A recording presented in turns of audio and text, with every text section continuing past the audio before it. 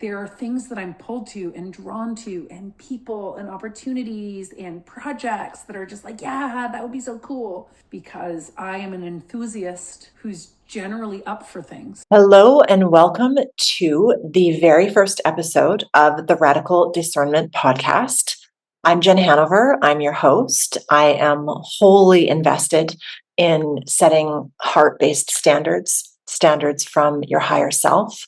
And I actually believe that that is one of the only ways to create real change in a world where we are absolutely inundated with messages that are encouraging us to change. So today is my birthday. I am launching this on February 17th, 2025. I turn 44 years old today. And I'm kicking this podcast off by interviewing a dear friend of mine, a mentor, and my coach. Her name is Chela Davison. So Chela Davison is an entrepreneur, a writer, a speaker, a performer, and a coach.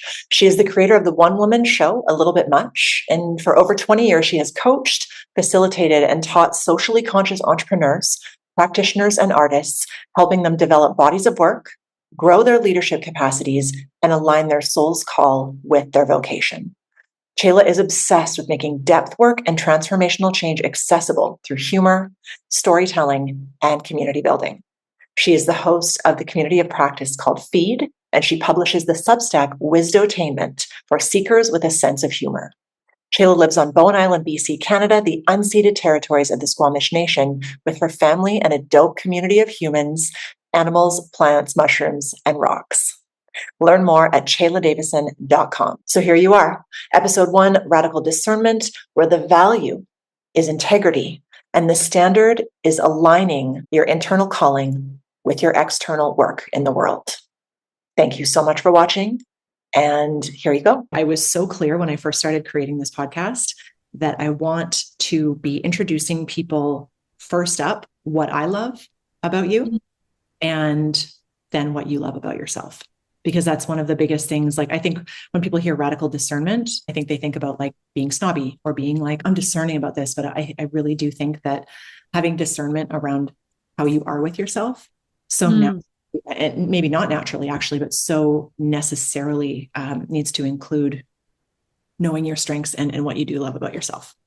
So yeah, first episode of the Radical Discernment podcast with my dear friend, mentor, and coach, Chela Davison. First question is, what do I love about you? And I have just thought on walks about my answer to this question. And I think the single biggest thing that I love about you is how inclusive you are and how comfortable people, myself included, but just I watch and I just see how people respond to you. And I think it's so incredibly inspiring to me.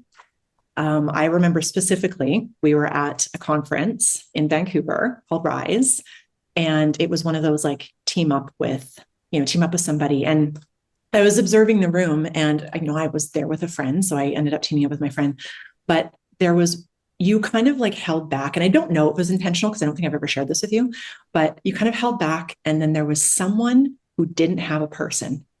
And it was just like you were just waiting for that moment to be like, hi, come on over here. I'm a speaker at this conference. I'm a professional coach. I'm like the one that anyone in this room would absolutely love to sit with. And I waited and again, I don't know if it was conscious, but you were like, hey, come on over here and sit with me. You're making me well up. Let's just like start right off the bat. And I remember seeing that and I was like, I fucking love this woman so much. Like you have this thing where you see people and you can just accept people for who they are. And I don't know that I've ever really felt more seen or accepted by anybody than I have by you. So that's what I love about you. Oh, thanks. I'm so touched. You're so welcome. What do you love most about yourself? Well, I think it's probably in a similar vein. My generosity. Mm-hmm. I have a very genuinely generous heart. I really love people and probably like indiscriminately, and not to mean I'm not discerning in relationship, but like it's really, really easy to love people and want to generously give to people. That's like an innate quality that I've come with, and then I've come to really appreciate about who I am. Beautiful. Yeah. I do. I think we touched on this briefly before, but I think it's so incredibly important. Like, if there's one thing that I want people to be more discerning about, it's how they talk about, how they view, how they think about, and how they love themselves. So that's a reason why I wanted to start with that. Beautiful. I love that question. It's like, what a really nice way to drop in. Can I share another one then that's on that? Absolutely. So, and this has been like a growth edge. Like, this is actually a part of myself that I like really tried to grow out of, that in certain ways I did. And then it's like in my kind of coming into my 40s and like reclaiming, and it's just being a bit of a fucking shit show. And it's like this kind of chaotic, irreverent, so much stuff on the go. Like, and for a while, I just really tried to tamp that down and reel it in and like just be a grown up. And I am a grown up. And so there's like, now that I can have worked like, so there's just like a different kind of owning of shit showness and getting to be like playful and human, and then knowing that that's actually realizing that that is generous to show that part of myself with other people. Especially these days, social media and the expectations we have on ourselves, and just even having the audacity to think that what is showing up online is actual reality. I mean, it's just, it's so ridiculous. And I think when you can show up real and be in your shit showness, oh my gosh, you just create so much permission for people and so much comfort. And I do think that that's a lot of what we need right now. Yeah, for sure. For sure. There's like a whole fracturing in our being able to own the wholeness of our humanity, and those parts of ourselves that get tucked away because they're not the parts that are seen out there, is creating a lot of loneliness and a lot of self-criticism that's just wholly unnecessary. So how does that work into your recent project with A Little Bit Much? So A Little Bit Much is a one-woman show that I wrote that is, I've been calling my midlife crisis project. So short version, we'll see, is yeah, when I turned 40, I was so excited to turn 40. I was like fourth floor, like stoked. Not in the moment of turning 40 was I stoked, but in my imagination through my 30s was like, I'm going to be happy to turn 40. And I kind of got smacked in a way that I wasn't expecting, because I hadn't written a book yet. Because I'd always like, I'm going to write a book at some point, but then I just kept not getting to it because I was doing other things, or being a shit show, or holding people deeply, or contributing to other people, whatever the reasons were. It affected me more than I thought it would when I turned 40. And I also was in a time in my life. I had a young child. I was the only breadwinner. I was working very hard and was really depleted. And it just like was this kind of reckoning moment. So then I was like, okay, I'm going to go like really prioritize my creativity and work on a book. And then I didn't, and I wrote this show instead.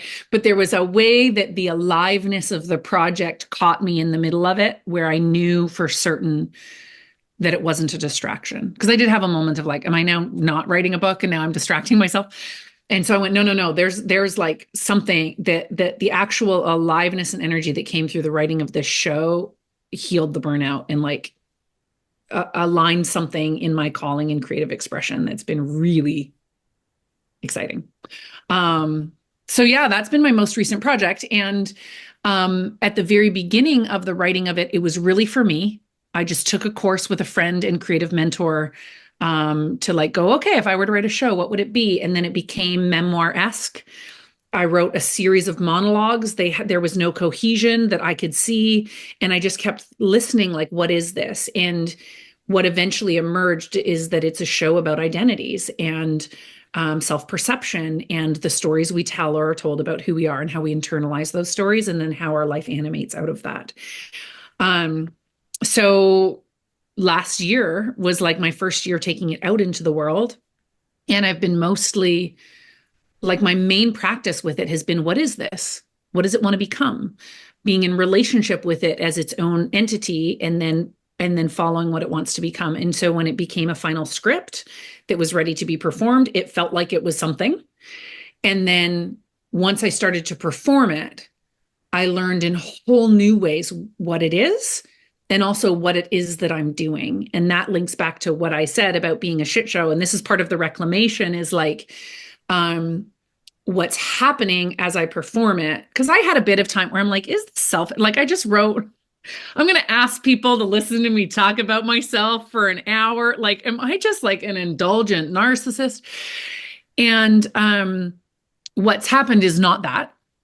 And what's happened is that the kinds of feedback I've gotten, I mean, I've gotten feedback that my ego loves, like that it's well written and it's a good craft piece and blah, blah, blah. And I perform it well. And I love all those things. Obviously, they feel good. But the parts that have been the most surprising and the most moving is that the show itself is about the identity of being too much, but also explores lots of different identities. And it's a mix of deeply intimate personal stories with comedy and humor. And so the actual notes and range of emotion in the show are a lot. They're a little bit much. But what that's been doing for people and opening for people is permission to be more of who they are, is touching on different stories of how they perceive themselves and the ways that they've been affected or held back by that self-perception. And so that by getting on stage, like the thing that I've heard the most that I like the least is this piece is so brave.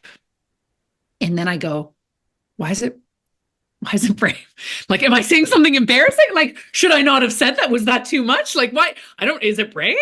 And then I go, oh, right. Because a lot of people don't get up and talk about their like most challenging life moments or the interior of their vagina or the blowjobs they wish they didn't give, so that's brave. But that by doing it, it's created a sense of connection, people in themselves and with each other, and like more range of what's acceptable to self-express is like delicious to me. And so when people are like, I started therapy after your show, I want to go get to know my wife better now that I've seen your show. Oh, Felt like the trauma of my birth is healed having watched your show. I'm going to extend my mat leave after watching your show. I'm going to tell my husband I want to go back to work after, like the ways that just telling our stories in real, intimate, unfiltered, funny, vulnerable ways help other people do the same and own who they are, even if our lived experiences are different, is like, well, now this is what I want to do with my life. it's so cool. And being able to see that happen too when we were in Creative Cauldron together, and being there literally 4 days a week while you're working on it. I'm so curious about like what you say about essentially the show liberated people to be more of who they are, which is a really creative way of doing something very similar with what you do with coaching. Yeah. Right. Yeah. And I'm curious about the standards, because that is the theme of this show. Standards, higher standards, higher self standards. I'm curious, you're coaching and you're successful, and we're going to talk about more about that in a second. But what standard do you feel it was that made that difference for you to transition from coaching into saying, no, you know what? I want to do this thing. Oh, cool question. I'd say that the value is integrity. But the standard is like requiring that my interior and my exterior are not different things. And what I mean, and what I want to couch that in, I don't know if that's the right way to say that, but like, I don't mean that I just need my inner world to be expressed in my outer world all the time. I really believe in privacy. And I also think it's fine and appropriate to express different facets of ourselves and not all facets of ourselves. But for me, if what I'm putting out in the world and who I'm saying I am in the world, doesn't have a deep alignment with my interiority and who I am inside, then I'm out of integrity. And so at that particular point in my life, not only at that particular point, but my entire coaching career is based on the thread of helping people meet their calling. So I do the work of, you are deeply called to something. There's a gap between where you are and what wants to come through you. And I help people do the inner and outer work to close that gap. Okay. So then I am at a point in my life where a decade ago, my calling was to help people realize their calling. My enthusiasm, my hunger, my self-expression, like everything was met in coaching.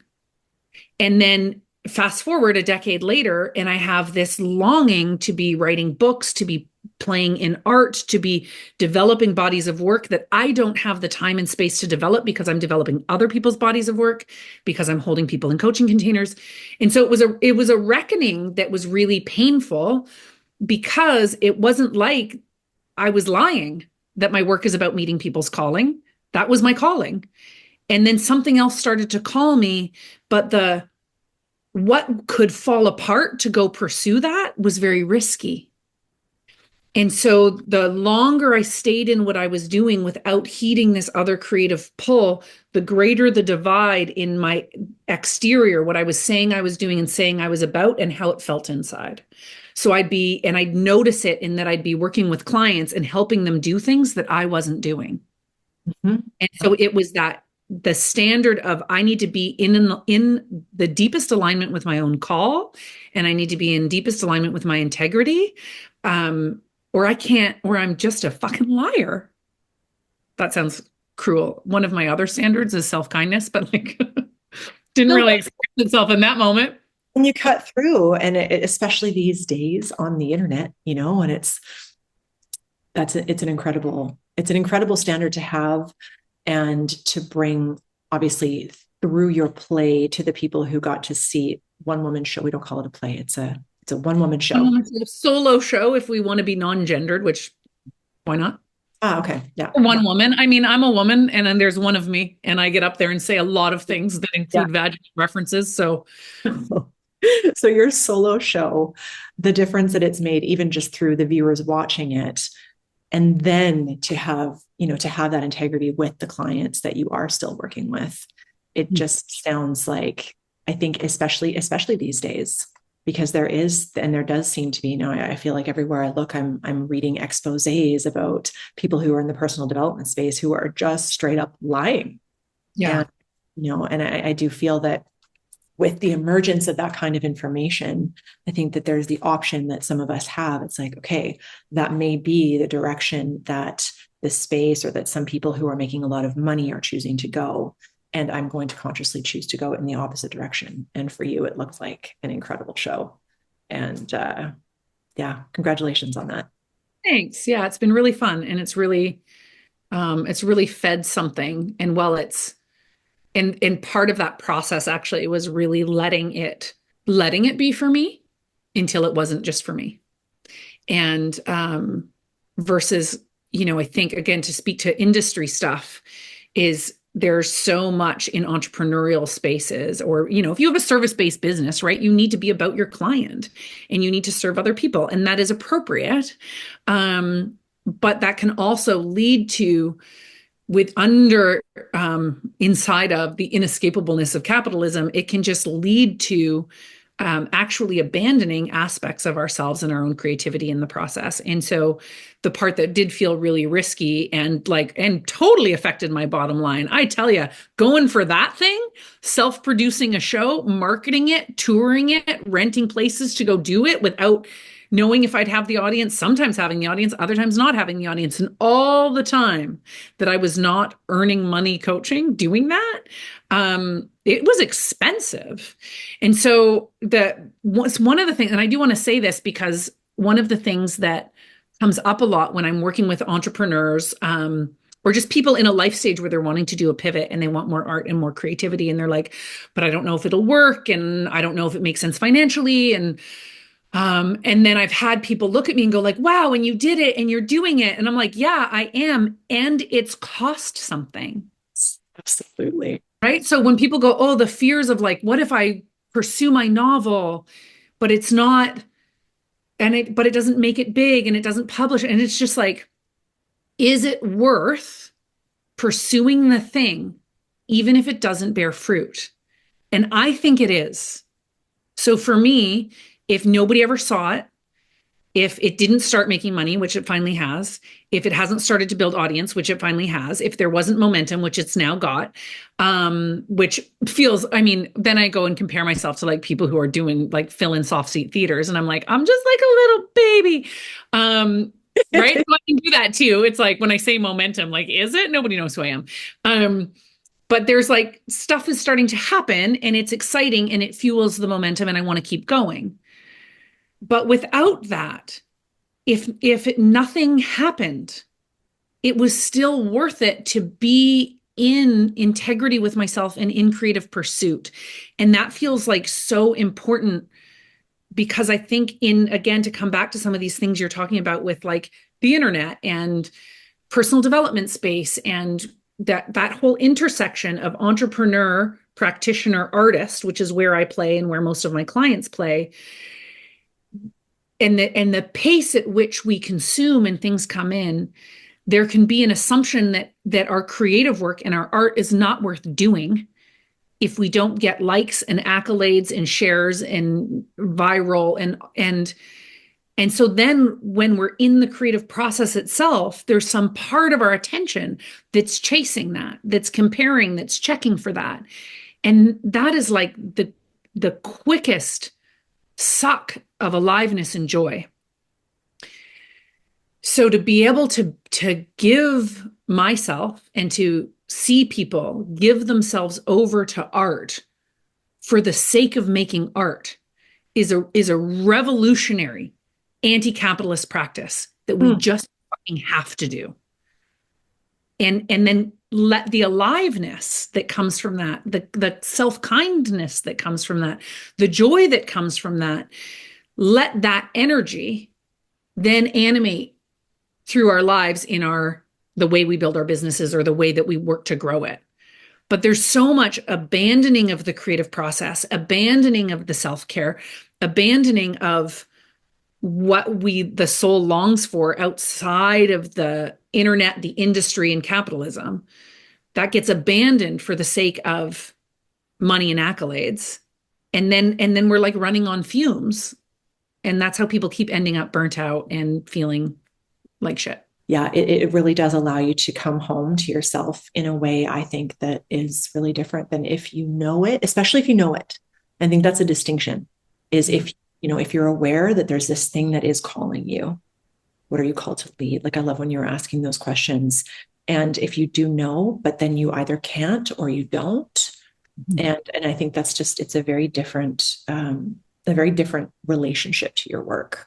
So speaking of the people who you have worked with, there are, I was always in awe. We'd be at different functions. And also for those of you listening, Chela and my relationship goes back nearly 20 years, actually.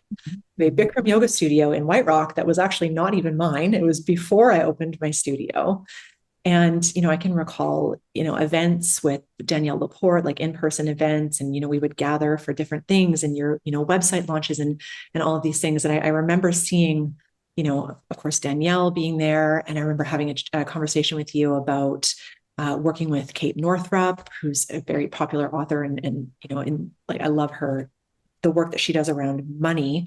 And then, of course, Amy Porterfield. And there was, your birthday trip and like being dialed into that, or her birthday or your birthday, one of the two, and you guys were hanging out. And I just remember being like, wow, like this woman is working with some serious heavy hitters at very emergent points in their careers.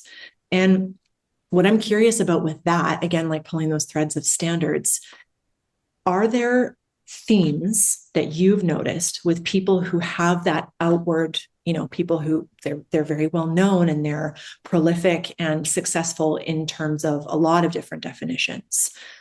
What would you say? And I know, like, because you go deep with your answers. What would you say are the standards that people who reach those levels of success share in your experience? Okay. Well, a couple things. What I'd also like to first weave in, because I've worked with a number of people who are not outward. Yes. You wouldn't know their names. And their bodies of work and scale of impact behind scenes underground are prolific. Okay. And so I actually want to I'd like to include them in my answer because, in part, because of what we were just talking about what we see out there versus kind of what's in here, is to kind of define a range of vocational success and impact.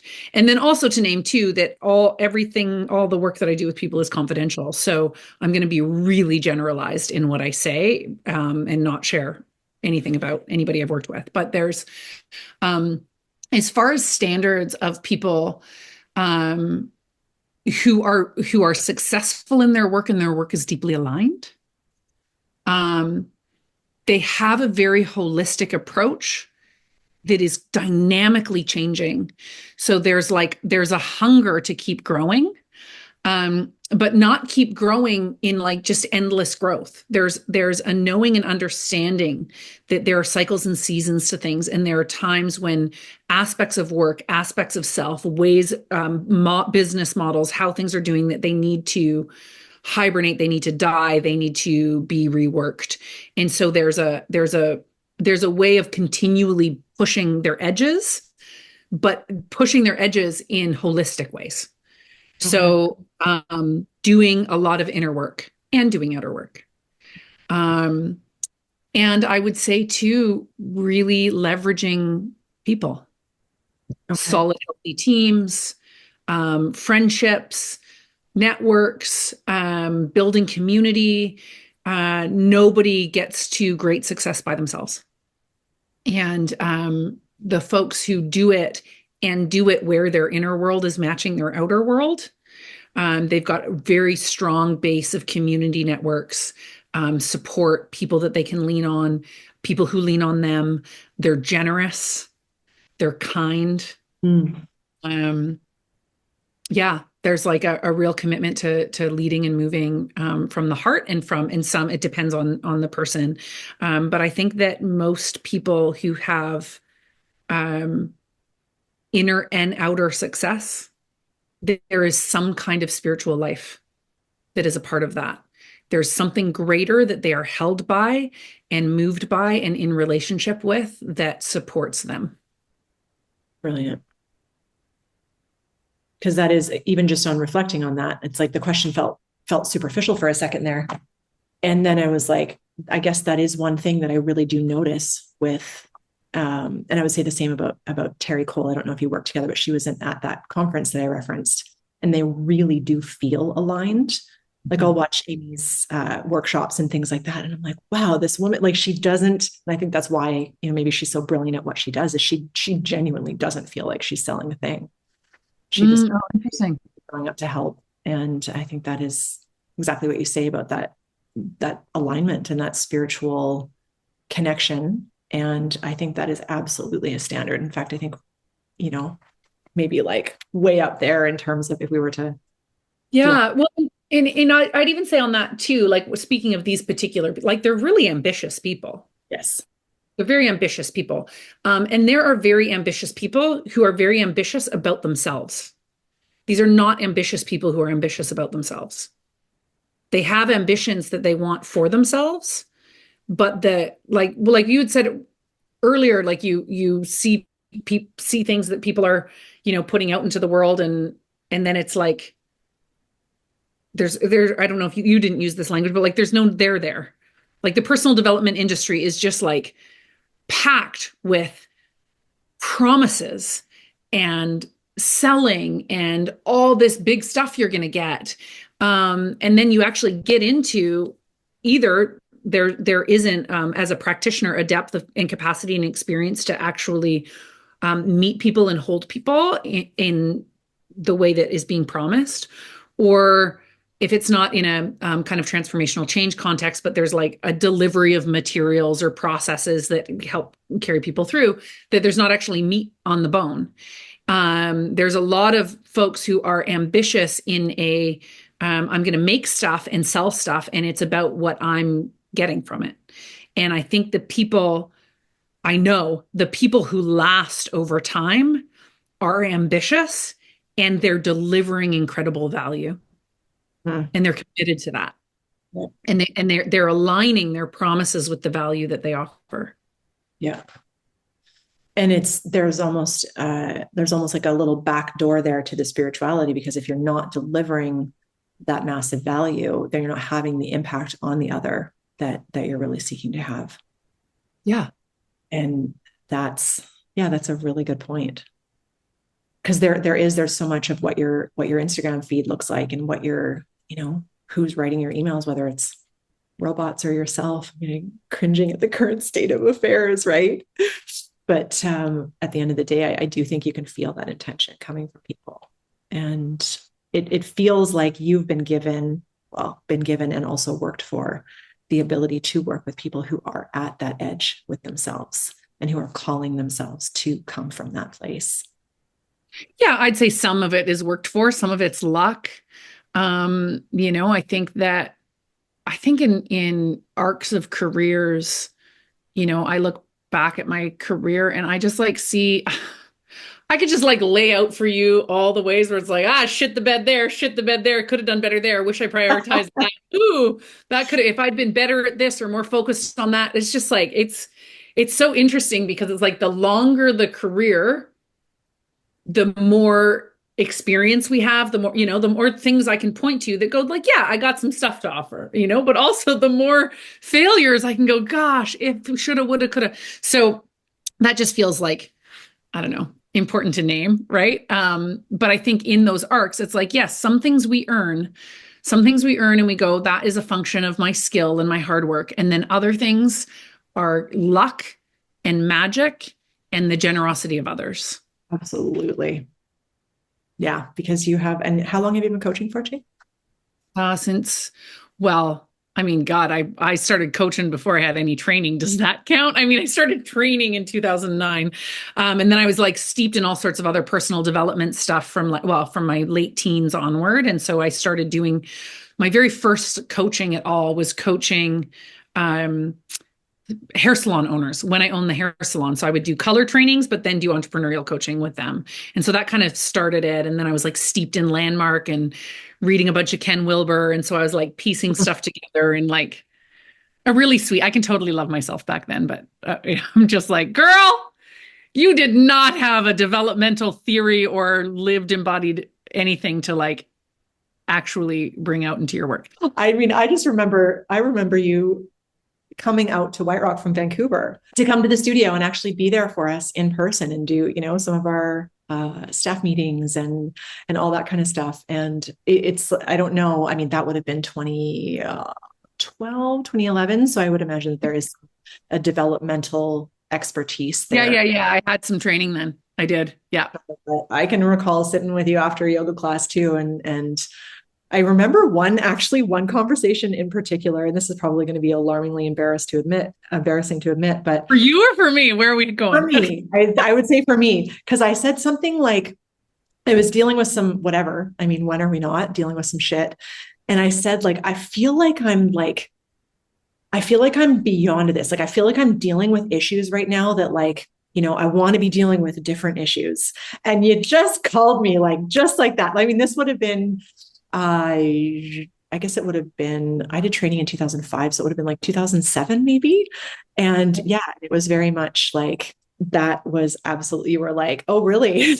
Are you now? And I was like, it really made me take pause, because I was like, I feel like I'm beyond this. And it was almost kind of like, well, research would suggest that you're actually not beyond this, Jen, and I was like, God, she's so right. And I think that was so helpful to me to to establish, like I can remember different moments of humbling, on my journey. I think we all can, but I do remember a specific number with you, and I have a weird memory too. So it's like, I remember the cafe that we were sitting at. I love this. This is so fun. It's very strange. And my friends are always like, dude, really? Like, you remember that? And I'm curious too. And it's funny because we're talking about self-indulgence. And I'm like, I think this is actually a self-indulgent question. And I'm going to ask it anyways. Great. Okay, do it. I love it. So I'm curious and I just actually realized too, the date that I said it would have been 2011. I actually opened my studio in 2007. So it would have been more like 2007, 2008.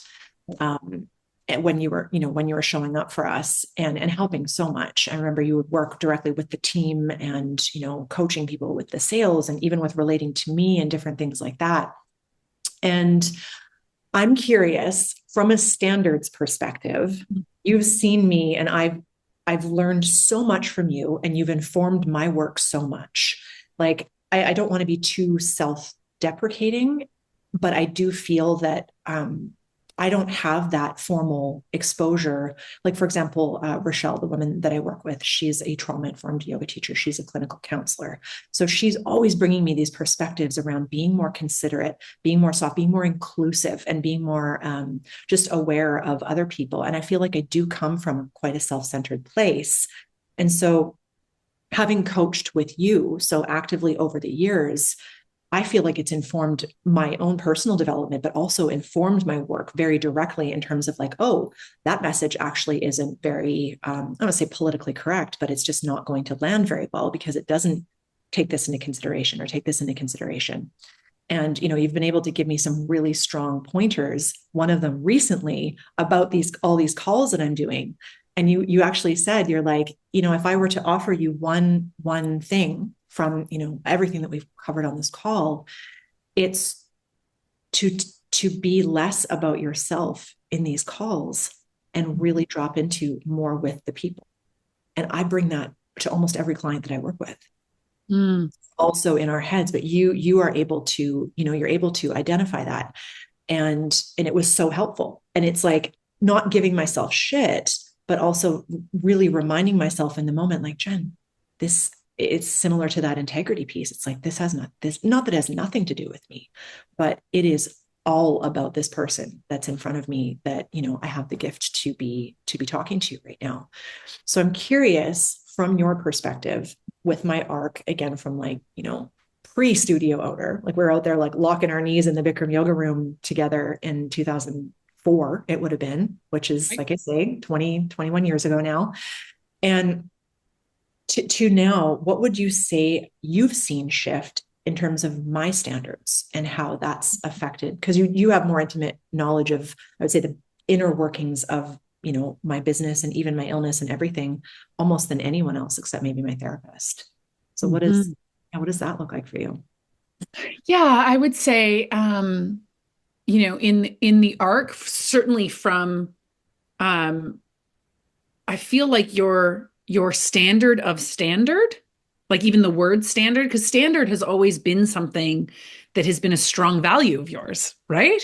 And so I think that your way of relating to standards has evolved from a kind of hypervigilance and even at times self-violent vigilance to a far softer kind of multi-perspectival heart-centered standard. Like the different perspectives you take, even your desire to do this podcast to explore standard, not as there is one right way, but what are the standards that we are bringing so that we're able to carry out our dreams. So I've seen that arc, but in a big part of that I've seen for you, you had as a studio owner really young, like this is something that we share, is that we both had very early success. We were driven and we were ambitious and we had success really early. And that is actually a really hard thing to have happen because things don't stay. And why I say that's a hard thing to have happen is like, so a lot of people, they go look at early success, like, oh, good for you. Good. And for some people, sure, maybe you just go up and up and up. I don't know any of those people, but at some point you go down, at some point there is a hard period. And when you have had early success and yes, we put grit and we had standards and we had all those things, but when something comes early, and even I would say easily, not that those things were easy, but when they come early, it's almost like they come easy. And then there's an expectation that you're just going to go like this. And then when you don't, it can be outright traumatic because of what it disrupts in the self-sense, your sense of entitlement, which, let's be honest, that is part of what happens. And so to witness you and at times accompany you because you had a major health crisis that lasted for years.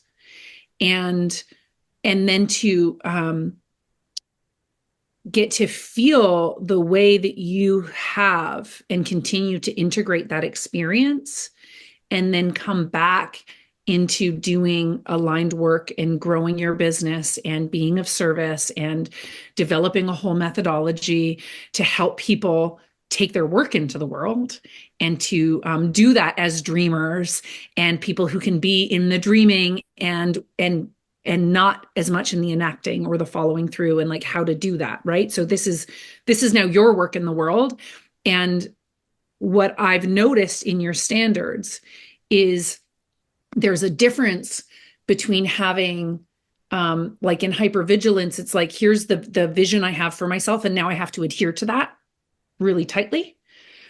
To the vision I have for myself is comes from a place of deep longing to enact a purpose, or my highest self. And it's like, you've had to really wrestle with that from being incapacitated for a long time. And so to integrate that and then find kind ways to be ambitious when you don't always have the capacity. So yeah, it feels your way of relating to standards and how standards are showing up in your life. I feel like you have a ripening and a maturity and a self-compassion. And then you also have an ability. Now, I know you just shared this example of like those sales calls are not about you, it's about them. Hey, listen, anybody and everybody who's ever been on a sales call makes it about themselves. So like nothing to hate yourself for. It's just like they're also sales calls are just more effective when you actually make them about the person and find out whether or not really the thing is for them. And so even though that moment you just articulated, I'm making this about me and I need to make it more about others. Your lived experience of being someone who has both been able to really make shit happen and then have a period where you really can't make shit happen and have to find new ways and build new capacities from scratch to meet your dreams, you have a different view and a different ability to meet people in their struggles than you would have in that old way. And I think you really bring that compassion and curiosity to how you're showing up for people. It's so fascinating to reflect on that with people who did see me. Because I moved, I took off, right? I was like, bye, Canada, I got to go. And so it's been really interesting to come around with some of the people who did see me when I was sick and work with me when I was sick. And I just always had this visual of just the Roomba bumping against the wall, right? Like I felt like that was my metaphor. Talked about working with metaphors and that was my metaphor during that time. And I think that if I were to articulate it, I would say that just everything's just kind of softened, mm-hmm. And I think that I really do feel that you were and always have been there really encouraging me in that direction. Both in a subtle way and in ways where that that's the best way to communicate with me is to say, hey, look, this is what I'm seeing right now. And just to be able to call that. And it's been so cool. And that brings me to my final question that I'm really hoping that people can leave with and incorporate into their lives. the term way of being Mm. that you brought me to, and I've recognized it in various contexts since, but you really introduced me to that term, and it's really affected my work. Like with the launch that we've got coming up for Tiny Bubbles, it's like your way of being with your calendar, your way of being with self-discipline. And I'm curious how you would frame that in terms of, the people who are watching this and the people who I envision watching this. They have an element of, probably a strong element of stress and anxiety in their lives, and especially surrounding, their work and stuff like that. There's this self-doubt, which is one of the reasons why I wanted you to be my first guest, was just because of that like, despite the, even the economic landscape and everything that's going on, it's like, I'm going to take this stand for myself and be a little bit much and launch a little bit much and, go on tour, and not only go on tour, but have merchandise, like I saw your merch and I was like, yeah, she does. And so, you do, Che, you stand for yourself and you advocate, for yourself through your work and, through all of the people that you impact. And I'm curious what you would leave somebody with in terms of way of being, to align with the standard that you referenced earlier on, with having your inner world match your outer world, not only in your work, but, in your relationships and in your creativity and things like that. Beautiful question. So yeah, the term way of being is used in all sorts of different contexts, and how I've really used it is in the context of the methodology that I work with through Integral Coaching Canada. So that just feels important to name, that we actually, there's a methodology around working with our current way of being and a new way of being as part of our growth landscape. And so what I'd say about that for folks listening, particularly who are, feeling anxious, stressed, overwhelmed, and there is maybe a longing for something out there that's not here yet. Part of what's made a big difference to you, Jen, to me, to the clients I work with, is to get to know and become intimate with our ways of being. Like, how are we showing up? How do we see ourselves in the world and the thing we're trying to do? What are our behaviors? What are our standards and ways of kind of discerning how things are going? And so our way of being is like an articulation of our ways of seeing, interpreting, behaving, and integrating us in the world. And so I think that the most useful thing that I could say about one's way of being is there's nothing wrong with you. There's just nothing wrong with you. Even if you have a diagnosis that says there's something wrong with you.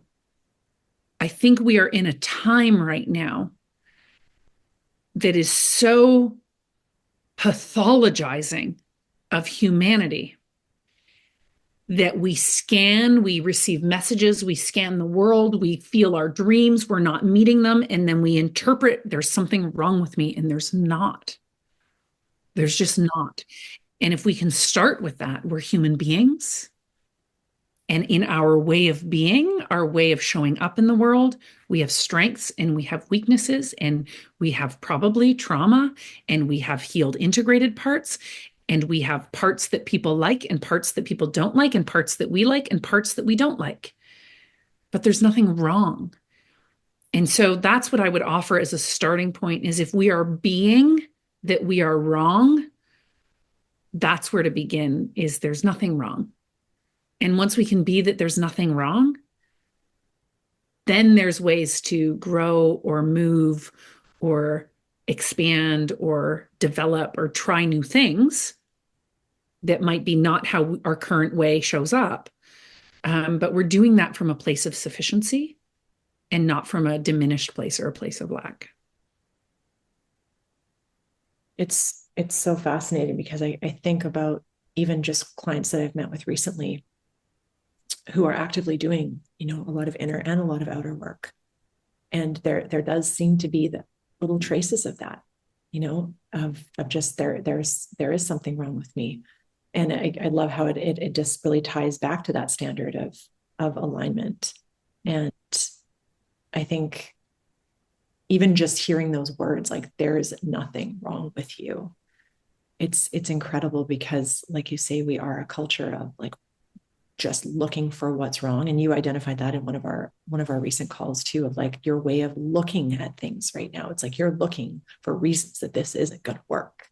Mm-hmm. And I was like, I am, again, to everybody listening, like, get a coach who can identify and help you see those things. But that, I think that's really beautiful. And I think especially, we did touch lightly on the personal development industry. And I think that is a call. I think something that's actionable, if we were to go there, is anything that you follow that makes you feel like there is something wrong with you, isn't it? Yeah. Whether it's subscribe a newsletter, whether it's somebody online, if you see something like that in your feed, hide ads, go into your ad options and hide, because I've been learning a little bit about parts work recently, and I really do believe that we all have a little child inside of us. Some of us more close to the surface than others. And yeah, if we're constantly internalizing and looking for those things that are wrong, we're going to miss out on life. Well, and we're wired for belonging, right? So we live in an individualist culture, but we are not. We're individuals, but we're collective beings. We only grow and develop through attachment and contact and being with others.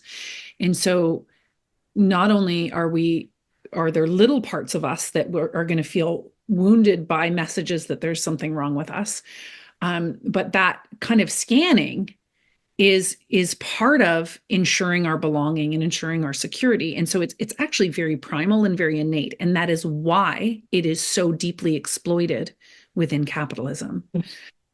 So I so agree with you. It's like if something is coming in that makes you feel like they're being like, follow the money. So what am I being sold right now? Because there are people who are selling in beautiful ways, in ways where you get to actually feel met and whole and go, oh, I need that. Not because there's something wrong, but because this actually is like a match to help something unfold or to meet a need of mine, which is very different than manufactured need. And we are sold our inadequacies, so we're sold things that we don't actually need. Thank you so much. Oh, thank you. This was really touching and really fun. And I felt really invited in and really seen and really honored and really loved. And thank you. You're so welcome. Creating this space and creating for listeners. Yeah. I think if there's one thing that I want to do, like radical discernment, part of it, it's like in so many different ways, but one of them is to be radically discerning of the personal development space. Mm-hmm. and those messages that, that you're not enough, or that there's something wrong with you. And I think there was just a really cool way to kick off this series with you, because you have been such a huge and like deeply, profoundly meaningful and important part of my personal development, completely outside of any of the bullshit that we're seeing online. So just really wanted to start the viewers off with that realness, and we came through. Che, thank you so much. My pleasure. Thanks, Jen. So you wouldn't mind just really quickly, how can people get in touch with you?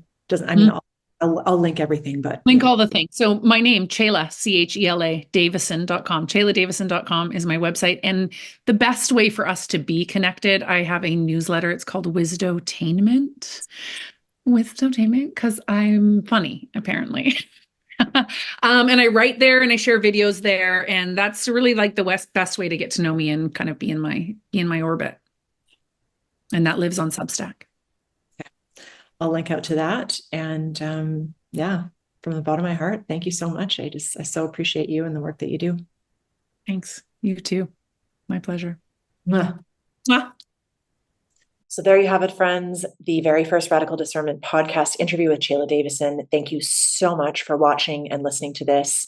And all of Chela's information and where you can reach her and follow her work will be below this episode. So please stay tuned for more heart-based radical discernment And I'm just so honored and so excited that you joined me today. So thank you. And feel free to reach out to me, leave me your feedback. I'd love to hear what you think. And if this resonates with you, then please feel free, of course, to like it and share it on whatever platform it is that you're consuming it. So thank you so much. Talk to you soon.